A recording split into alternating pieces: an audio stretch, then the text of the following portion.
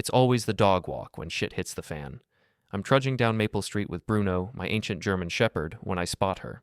Maya Rodriguez? No. Wait, Maya Thompson now. Sonia's gorgeous friend from law school. She's stepping out of a sleek black BMW. All legs and designer everything. Looking like she just walked off a magazine cover. Before we dive deeper into this story, I have one small request. Please subscribe, drop a like, comment, and hit that hype button to boost this channel so more people can discover these incredible Reddit stories. Hey there, stranger, she purrs, flashing that $1 million smile that used to make me nervous at dinner parties. David, right? Sonia's husband? That's me, I say, trying not to stare. Bruno sniffs around her expensive heels. Shouldn't you be in Napa with the girls? Sonia left this morning for your big wine weekend. Maya's smile falters for just a second. Then she laughs, this throaty, knowing sound that makes my stomach drop. Oh, honey, she says, tilting her head. She's not with us girls. She's with her lover. Has been for months. Forget about her. Why don't you have dinner with me instead? The world tilts sideways. Bruno tugs at his leash, probably sensing the way my hands just started shaking. Maya's watching me with this predatory look, like she's enjoying the bomb she just dropped. Her what now? I managed to croak out.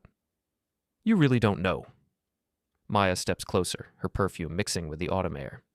David, sweetie. Everyone knows. The whole firm knows. Hell, half the city knows.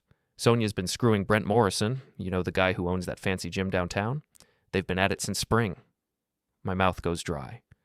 Brent Morrison. I've heard that name. Sonia mentioned him a few times. Just a client, she'd said. Helping him with some business contracts? You're lying, I say, but even as the words come out, I know she's not. All those late nights at the office, the mysterious phone calls, the way Sonia's been pulling away from me, claiming she's stressed about work, the expensive lingerie I found in her drawer, stuff she never wore for me. Maya reaches out and touches my arm. Her fingers are warm through my jacket. I'm not lying, David. I wish I was. Look, I know this is a shock, but maybe it's time someone told you the truth.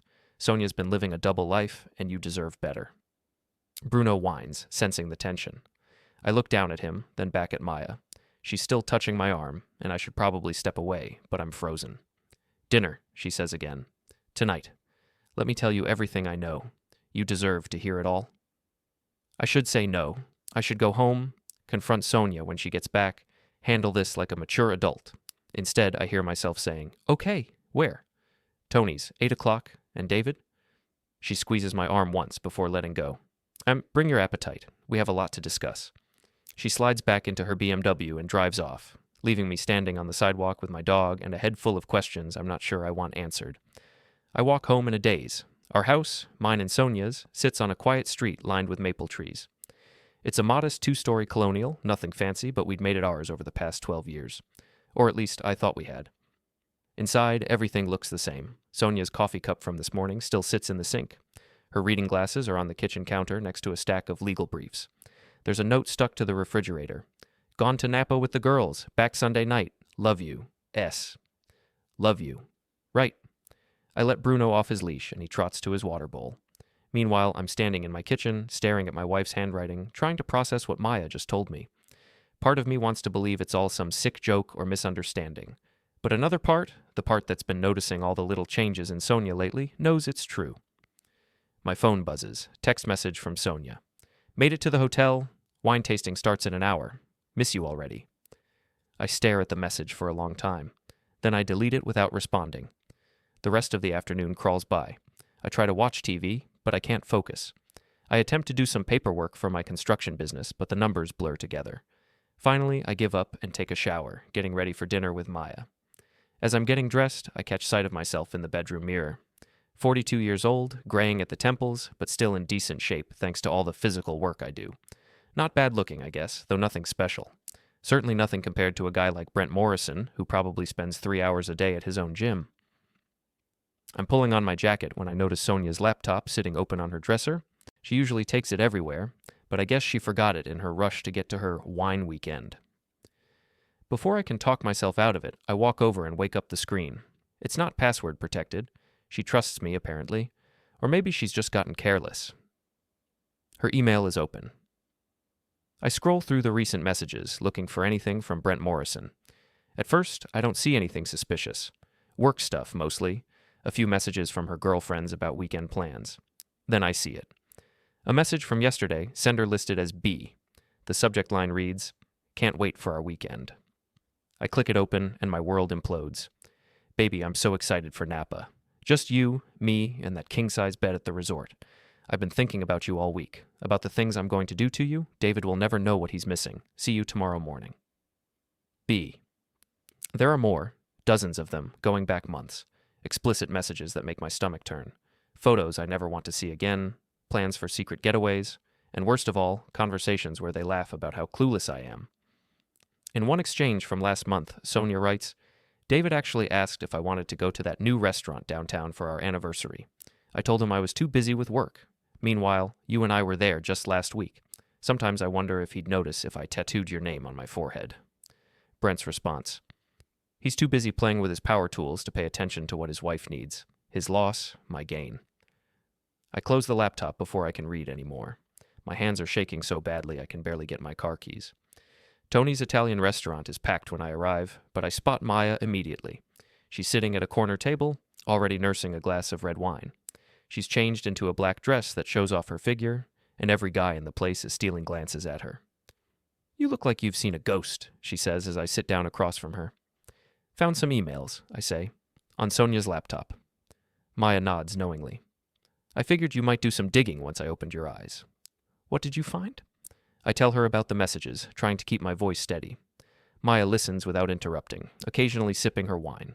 When I finish, she reaches across the table and covers my hand with hers. I'm sorry, David. I really am. I know this hurts. How long have you known? I ask. Since the beginning. Sonia tells me everything, or she used to anyway. She's been pulling away from all of us lately, getting secretive. But back in the spring, she couldn't shut up about Brent, how exciting he was, how alive he made her feel. Maya pauses. How much better he was than you in bed. That last part hits like a physical blow. Jesus.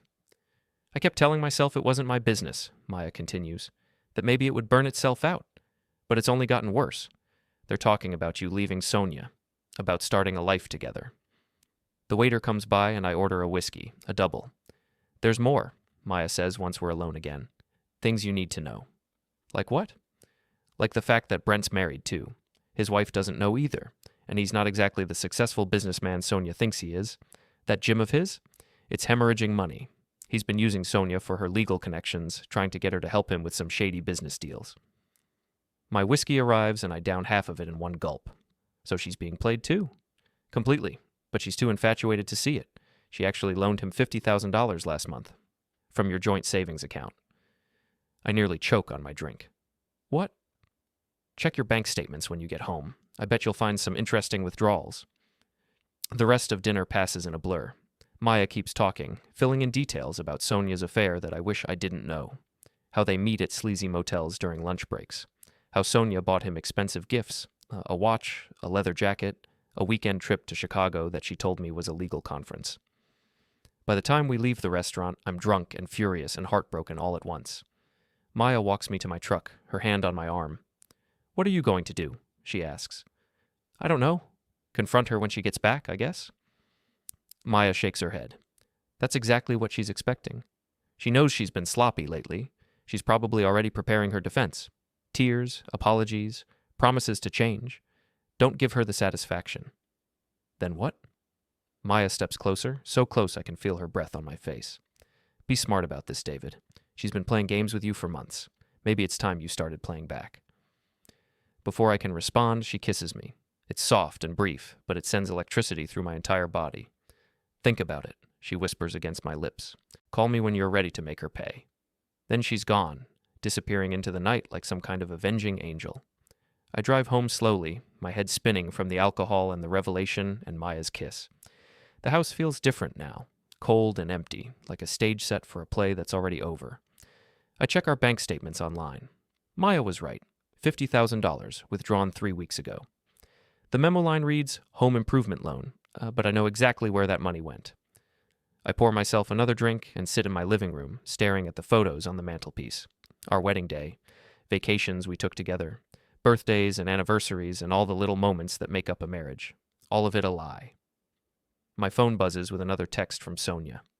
Having so much fun. Wish you were here. This time I don't delete it. Instead, I screenshot it and save it to a new folder on my phone. Evidence. Maya's voice echoes in my head. Maybe it's time you started playing back. She's right. Sonia wants to play games? Fine. But she's about to learn that I'm a much better player than she ever imagined. I don't sleep that night. Instead, I sit at my kitchen table with Sonia's laptop, a bottle of whiskey, and a legal pad, documenting everything I can find. By sunrise, I have dates, times, hotel receipts, and enough evidence to bury my wife in any divorce court in the country. But divorce feels too easy, too clean. Maya's words keep echoing in my head. Make her pay. The next morning, I drive to Eddie's boxing gym on the south side of town. Eddie Kowalski has been my best friend since high school, back when we were both scrawny kids getting picked on by bigger guys. Now he's built like a brick shithouse and teaches other people how to throw punches for a living. I find him in the ring with a teenage kid, teaching him footwork.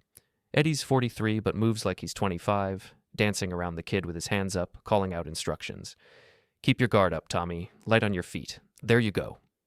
He spots me through the ropes and grins. Dave, what brings you to my palace of pain this early?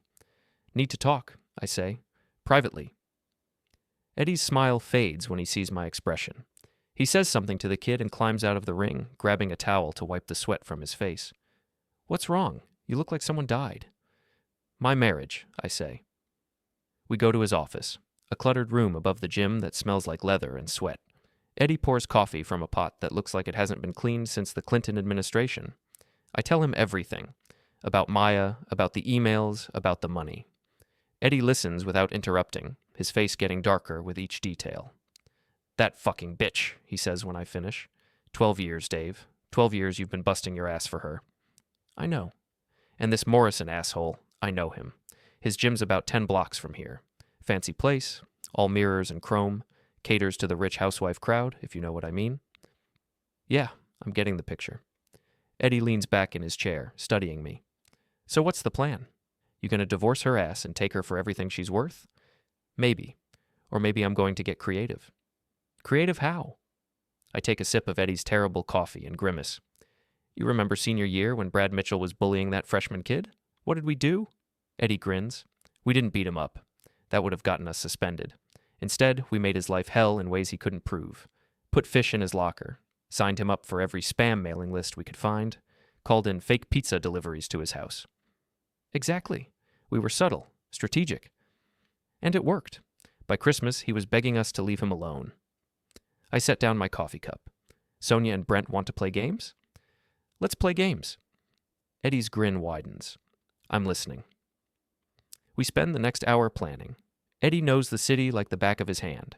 Every back alley, every contact, every way to make someone's life difficult without breaking any laws. By the time I leave, I have a strategy. First stop, Brent's gym. Morrison's Fitness is everything Eddie described, all glass and chrome and expensive equipment. The parking lot is full of luxury SUVs and sports cars. I park across the street and watch for a while, getting a feel for the place. Around noon, I see him. Brent Morrison is exactly what I expected. Tall, muscled, with the kind of tan that comes from a bottle and the kind of confidence that comes from never being told no. He's walking a middle-aged woman to her car, his hand on the small of her back, laughing at something she said. Real professional, this guy. I wait until he goes back inside, then I make my move.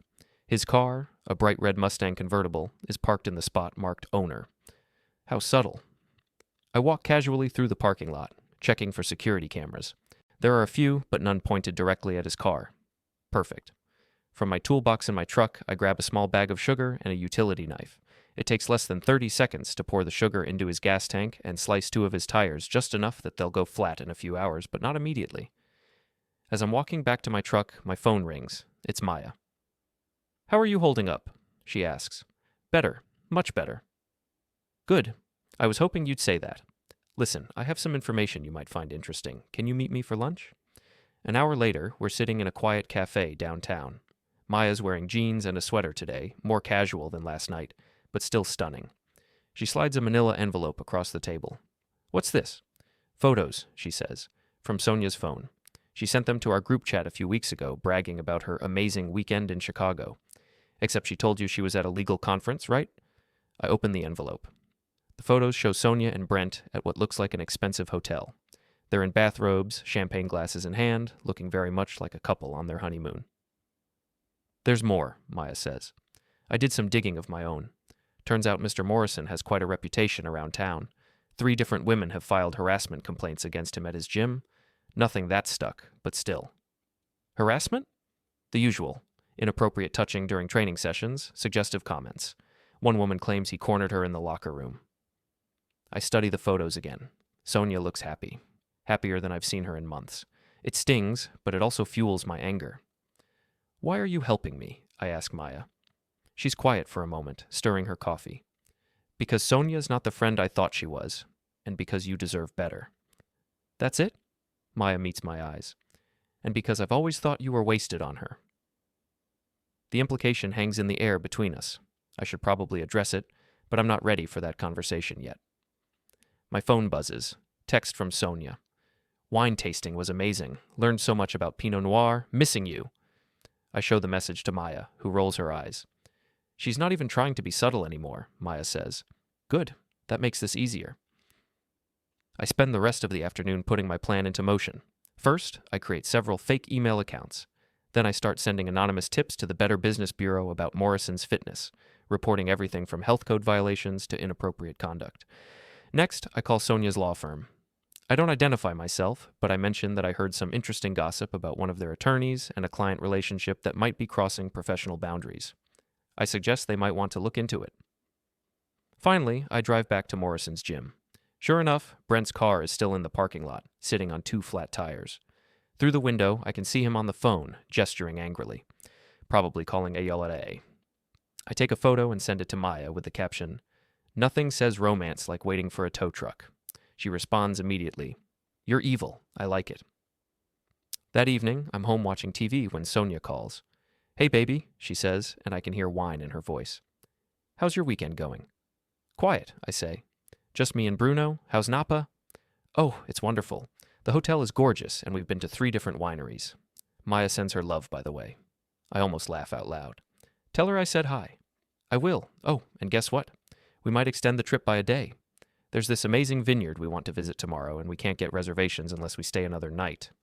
"Of course you do," I say. "Don't worry about me. I'll be fine." "You're the best, David. I love you so much." "Love you too," I lie. After we hang up, I pour myself a drink and sit on the couch with Bruno. He's getting old, gray around the muzzle, slower on his walks, but he's still good company. Better company than my wife, apparently. My phone buzzes with a text from Maya. "Dinner tomorrow night? I have more intel." I type back, "Absolutely." Then I add, "And Maya, thanks for everything." Don't thank me yet. We're just getting started. I'm starting to realize that Maya might be just as dangerous as she is beautiful. The smart thing would be to keep my distance, handle this divorce like a civilized adult, and move on with my life. But I'm not feeling very smart these days. I'm feeling angry and betrayed and ready to burn it all down. Sonia wants to extend her trip? Perfect. That gives me more time to prepare. By the time she comes home, she's going to find a very different husband waiting for her. One who knows how to play the game just as well as she does. Maybe better. Sunday night comes and goes without Sonia. She calls around 10, slurring slightly, to tell me they've decided to stay one more day because Maya's feeling under the weather and doesn't want to drive. I'm sitting in my living room, looking at Maya across from me on the couch, a bottle of wine between us and a stack of printed emails on the coffee table. She raises her glass in a mock toast when she hears her own excuse. "Feeling under the weather," she whispers, grinning. "Very creative." "You're enjoying this," I observe. "Absolutely. Sonia's had this coming for years. She thinks she's so much smarter than everyone else." Maya's been here for 2 hours, and we've been going through everything: bank records, phone bills, credit card statements. The picture they paint is devastating. Sonia's been living a double life for months, and she's been sloppy about it. "Look at this," Maya says, pointing to a credit card statement. "Dinner at Romano's on March 15th. $230. Wasn't that the night she told you she was working late?" I check my calendar. "Yeah. I remember because I made dinner and waited for her until 10 o'clock. And here's the hotel charge from that Chicago trip. $450 for one night at the Palmer House. That's not a legal conference rate." The evidence keeps piling up. Expensive lingerie from stores I've never heard of, spa treatments, jewelry that she's never worn around me. All of it paid for with our joint credit card. She's been financing her affair with your money, Maya says. That's just insulting. My phone rings, Sonia again. I should take this, I tell Maya. Put it on speaker, she whispers. I do. Hey babe, Sonia says. Just wanted to say goodnight. We're going to leave early tomorrow morning, so I should be home by noon. Great, I say. I'll be here. You sound weird. Everything okay? Maya's watching me, her eyes bright with anticipation. Just tired, I say. It's been a long weekend without you. Ah, I missed you too. I'll make it up to you when I get home, I promise. After she hangs up, Maya shakes her head. The ball's on this woman. She's literally in bed with another man and she's making promises to you. How do you know she's in bed with him? Maya pulls out her phone and shows me a photo. It's a screenshot from Snapchat. Sonia and Brent in what looks like a hotel room, both of them clearly undressed beneath the sheets. She sent this to her sister an hour ago, Maya explains, with the caption, "Best girls trip ever." The photo hits me like a punch to the gut. Seeing them together, seeing how happy she looks, makes it real in a way that all the emails and receipts couldn't. I'm going to destroy them, I say quietly. Maya sets down her wine glass and moves closer to me on the couch. Good. Tell me how. Over the next hour, we refine the plan. Maya has access to Sonia's social media accounts. They share passwords for some reason, and she's been documenting everything. She's also been doing reconnaissance on Brent, using her connections in the legal community to dig up dirt. He's in more trouble than Sonia realizes, Maya tells me. That gym of his is 3 months behind on rent. He owes money to some very unpleasant people, and those harassment complaints I mentioned, there are more of them now. 5 women have come forward. Are you thinking what I'm thinking? Anonymous tip to the police? Absolutely. We're interrupted by a knock at the front door. It's almost midnight. Who the hell would be visiting this late? I look through the peephole and see a woman I don't recognize. She's young, maybe mid-20s, with short blonde hair and a nervous expression. Can I help you? I ask through the door. Are you David? David Chen? Yes. My name is Jessica Walsh. I need to talk to you about your wife. I look at Maya, who shrugs. I open the door. Jessica Walsh is pretty in a girl next door way, but she looks like she's been crying. She's holding a manila envelope similar to the one Maya brought me earlier. I'm sorry to bother you so late, she says, but I saw your wife with my husband tonight, and I thought you should know. Maya and I exchange glances. Your husband? I ask. Brent Morrison. We've been married for 2 years. She holds up her left hand, showing me a wedding ring. I hired a private investigator last month because I suspected he was cheating. These photos were taken tonight at the Marriott downtown. She hands me the envelope. Inside are surveillance photos of Sonia and Brent entering a hotel room together. The timestamps show they were taken just 3 hours ago. I'm sorry, Jessica says, starting to cry again. I know this must be horrible for you. It's horrible for me, too. I invite her in and pour her a glass of wine. Maya introduces herself as a friend who's been helping me investigate Sonia's affair. How long have you known? Jessica asks. Since Friday night, I tell her. You? I suspected for months, but I only got proof last week. The private investigator has been following them. They meet at different hotels twice a week, usually during lunch breaks. Sometimes they go to his gym after hours. Maya leans forward. Have you confronted him? Jessica shakes her head.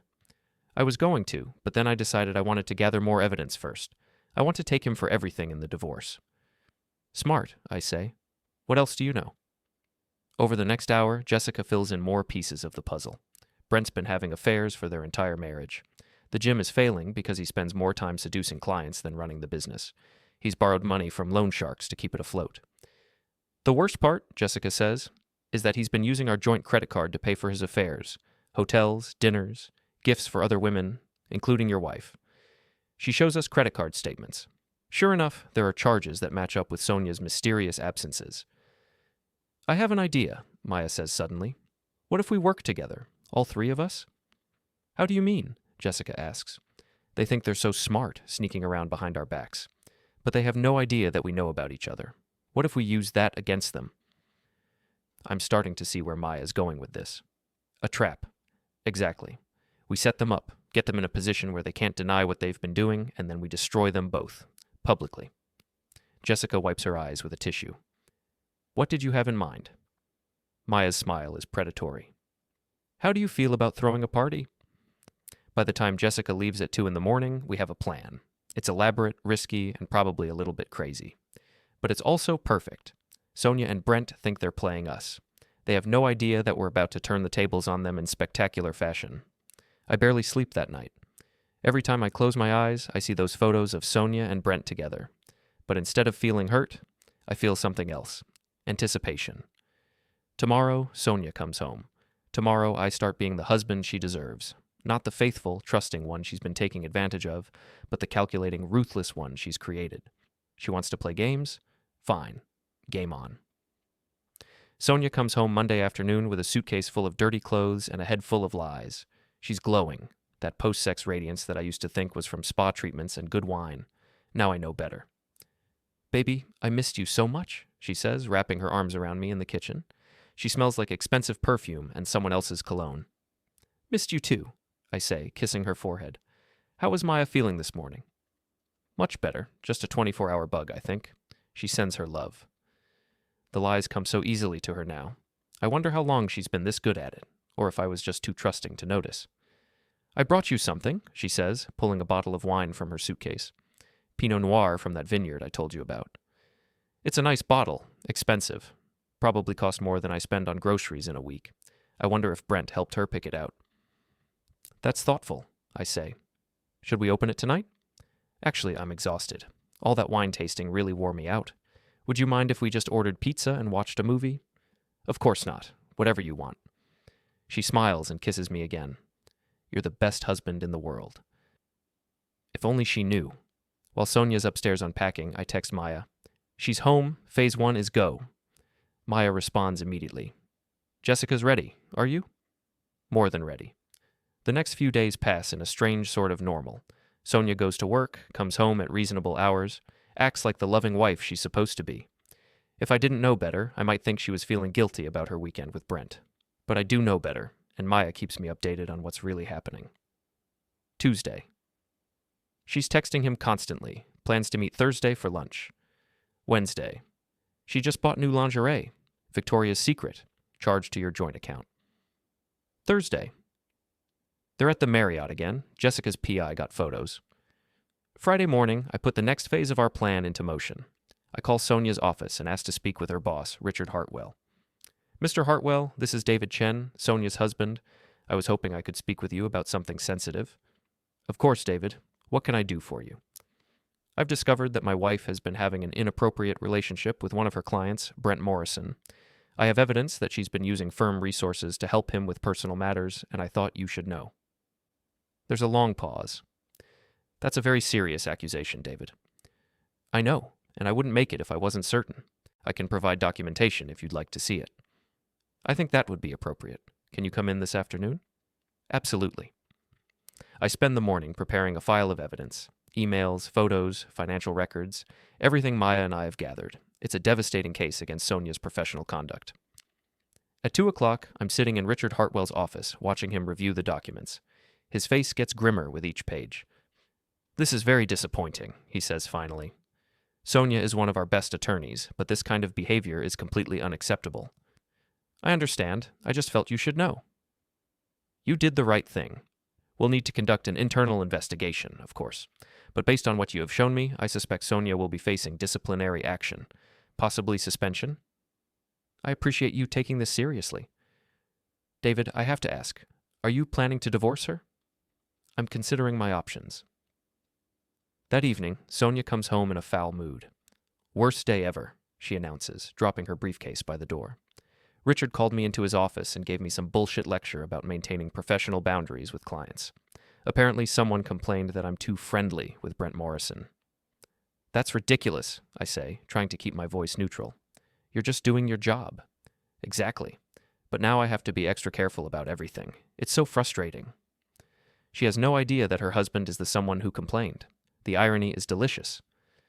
"Want to talk about it over dinner?" I ask. "Actually, I think I need to blow off some steam. Maya called earlier and invited me out for drinks with some of the girls. Would you mind?" "Of course not. Have fun." She kisses me on the cheek and heads upstairs to change. 20 minutes later, she's walking out the door in a tight black dress and heels that could kill a man. As soon as she's gone, I call Maya. "She's on her way to you," I say. "Perfect. Jessica and I are ready. You're sure about this? Trust me, David. By the end of tonight, everyone in this city is going to know exactly what kind of woman your wife is. The plan Maya came up with is brilliant in its simplicity. She's invited Sonia to what she thinks is a girls' night out at an upscale bar downtown, but it's actually a setup. Jessica will be there, along with several other women who've had dealings with Brent Morrison. Maya's also invited some people from Sonia's law firm, including a few partners who don't know about her affair yet. The idea is to create a situation where Sonia's lies will be exposed naturally, in front of witnesses who can destroy her reputation. I spend the evening at Eddie's gym, working out my nervous energy on a heavy bag. Eddie spots for me while I lift weights, and we go over the final details of tomorrow's plan. You sure you want to go through with this? He asks. Once you pull this trigger, there's no going back. I'm sure, I say, bench pressing more weight than I have in years. She made her choice. Now she gets to live with the consequences. What about Maya? You trust her? That's a good question. Maya's been incredibly helpful, almost suspiciously so. But I've been too angry and too focused on revenge to question her motives. I think so, I say. Well, why? Just seems like she's awfully invested in destroying your wife. Makes me wonder what her angle is. Maybe she's just a good friend. Eddie gives me a look. Dave, I've known you since high school. You're not stupid. That woman wants something from you. Like what? Like you idiot. I finish my set and sit up, wiping sweat from my face. You think Maya's interested in me? I think Maya's been interested in you for years, and now she sees an opportunity. Question is, what are you going to do about it? Before I can answer, my phone rings. It's Maya. How did it go? I ask. Better than expected. Your wife is drunker than a sailor, and she just told everyone at our table about her amazing weekend in Napa with her incredibly sexy trainer. She has no idea that Jessica is sitting 3 feet away from her. Jesus. It gets better. 2 of the partners from her firm are here, and they just heard her bragging about how she's been helping Brent with his legal problems in exchange for private training sessions. Richard Hartwell is going to love hearing about this. Where is she now? Bathroom. But David, there's something else. Something I didn't tell you before. What? Maya's voice drops to a whisper. Brent's here. He just walked in with 2 of his buddies. Sonia doesn't know yet, but when she comes back from the bathroom, this is going to get very interesting. My heart starts racing. Maya, get out of there. This could turn ugly. No way. I'm not missing this. Besides, Jessica deserves to confront them both. Maya. I have to go. She's coming back. I'll call you later. The line goes dead. I'm left standing in Eddie's gym, holding my phone and imagining all the ways this could go wrong. What happened? Eddie asks. I tell him about Maya's call. Eddie shakes his head. This is getting out of hand, Dave. You need to get down there before someone gets hurt. You're right. Want to come with me? Eddie grins. Wouldn't miss it. But we're taking my car. If this turns into a fight, we might need to leave in a hurry. 20 minutes later, we're parked outside Martini's, the upscale bar where Maya set up her ambush. Through the windows, I can see a crowd gathered around what looks like a very heated conversation. There's your wife, Eddie says, pointing. Sonia is standing in the middle of the bar, her face flushed with alcohol and anger. She's pointing at someone I can't see, gesturing wildly. And there's Maya, I say. Maya is standing next to a blonde woman who must be Jessica. They're both watching Sonia with expressions of cold satisfaction. Showtime, Eddie says. We get out of the car and head for the bar. As we get closer, I can hear Sonia's voice through the windows. You're lying. You're all lying. This is going to be interesting. The scene inside Martini's is better than anything I could have scripted. Sonia is standing in the center of the bar like a cornered animal, her perfect hair disheveled, her makeup smeared. Around her, a crowd has gathered to watch the show.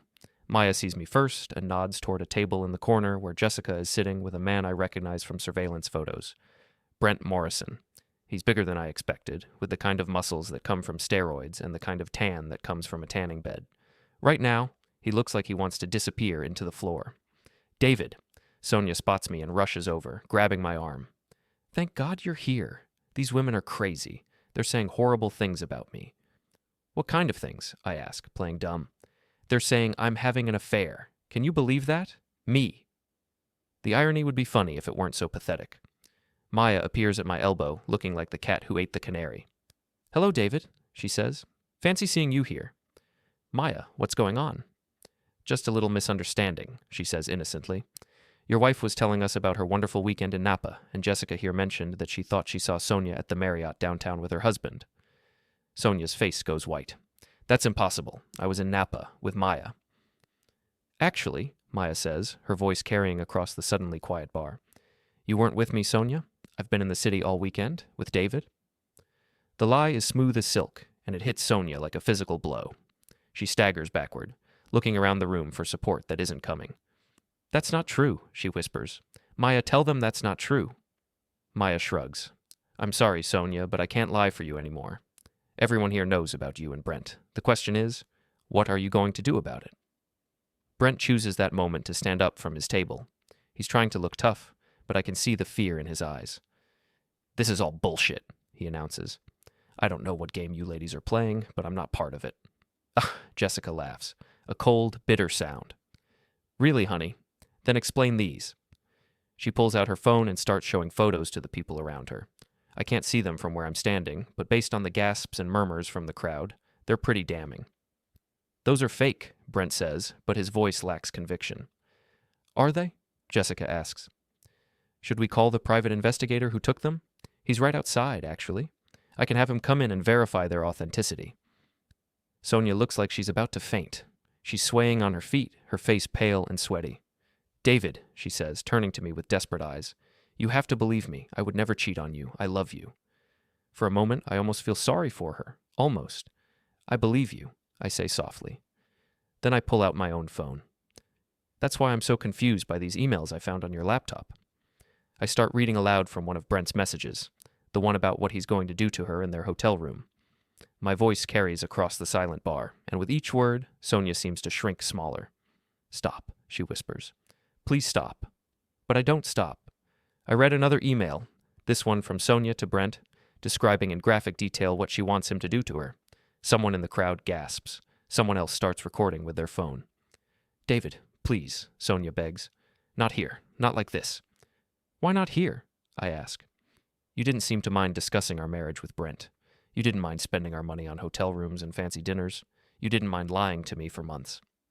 Brent tries to make a break for the door, but Eddie steps in front of him. Going somewhere, big guy? Eddie asks pleasantly. Get out of my way, Brent growls. I don't think so. See, you've been screwing my best friend's wife, and that makes me very unhappy. This isn't your business. Sure it is. Dave's my friend. That makes it my business. The tension in the room is thick enough to cut with a knife. Everyone's watching, waiting to see what happens next. That's when Maya drops the biggest bomb of all. There's something else everyone should know, she announces, her voice carrying across the bar. Brent here has been running his gym as a front for some very illegal activities. Steroids, money laundering, you name it. The FBI raided it this afternoon. Brent's face went from tan to gray in seconds when Maya showed him the headline about his gym being raided by the feds. He bolted, the crowd started whispering, and Sonia crumbled under all the eyes on her. She realized we'd set her up. Maya revealed the fiancé Sonia stole years ago, and the truth clicked into place. This wasn't just my revenge, it was Maya's too. Sonia apologized. I told her I was only sorry it took me so long to see her clearly, and she walked out of the bar. End my life. Months later, the divorce is done, Sonia's gone, Brent's in prison, and Maya is living in my apartment, drinking my wine and planning my weekends. I know she didn't help me out of kindness. She wanted blood as much as I did. I also know I'm not the naive man I used to be. I enjoyed watching Sonia's world burn, and Maya knows it. We're partners now, two people who understand that love can be mutually assured destruction, and that revenge is addictive. It's not the ending I wanted, but it's the one I earned. I may be a villain now, but at least I'll never be anyone's victim again.